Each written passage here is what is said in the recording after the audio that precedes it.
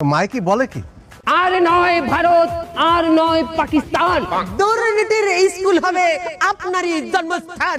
और नहीं इंडिया और ना पाकिस्तान, দুর্নীতি হোগা আপকা জন্ম স্থান।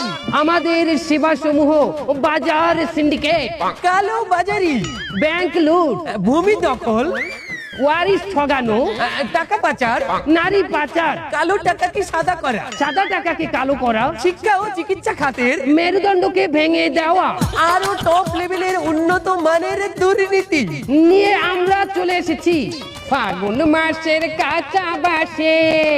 দুর্নীতি পুরো বাংলাদেশে সর্ব জায়গায় ছড়িয়ে গেছে আ আ উ, ট্রেনিং সেন্টার খুলেছি আই কু কু কু কু কু কু কু, আর ট্রেনিং সেন্টার খুলেছি মারা কু কু কু কু। আনা হিডেলে মান্ডালা মান্ডালায় আন্ডালা আন্ডালায় খান্ডালা খান্ডালা মানিকা মাঙ্গা হিতে। আরে মাঙ্গের পুতে, কি কইলি ভাইয়া?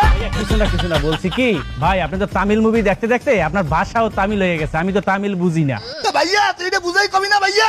আমার নিজের কাছে মনে হইতেছে কি এই রাজনীতিতে দুর্নীতিটা কম হয়ে যাইতেছে, আর একটু বাড়াইয়া করলে মনে হয় ভালো হইতে। তো বস, আমি যেটা ভাবতেছি আপনি কি সেটাই ভাবতেছেন? হয় বেটা ল ওই কোচিং সেন্টারে ল চল। দুর্নীতিরও বলে ট্রেনিং দেবে, এটা কি মানা যায়? অবশ্যই মানা যায়, কেন মানা যাইবে না?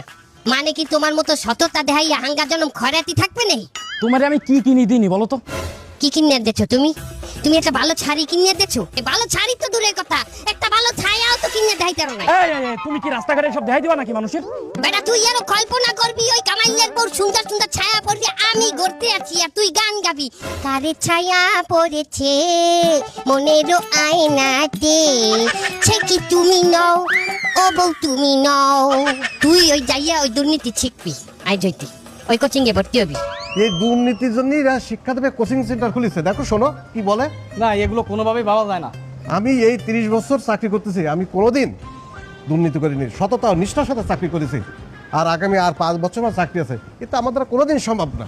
এই যে আমি আজকে একটা ব্যাংকে 5 বছর ধরে চাকরি করি, সততার সাথে চাকরি করি বলে আমার এই পদোন্নতি দিয়ে আমার ম্যানেজার বানাইছে। আমি যদি দুর্নীতিই করতাম তাহলে আমি কি এই পর্যন্ত আসতে পারতাম?